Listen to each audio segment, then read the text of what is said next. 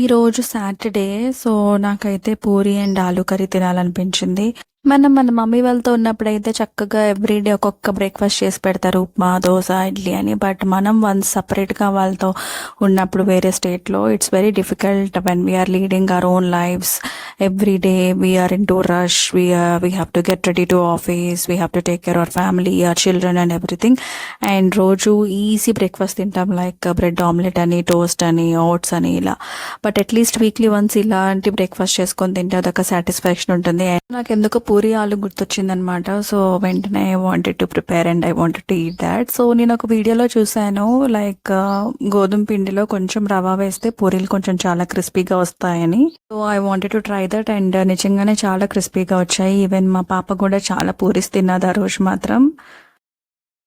చెప్పాలంటే నాకు ఈ బేసిన్ యూస్ చేసి ఆలూ కర్రీ చేయడం రాదు, like hotel style. But somehow I tried it and it came okay, not so good, but it's fine, at least we can eat it. So this is what we had breakfast on Saturday.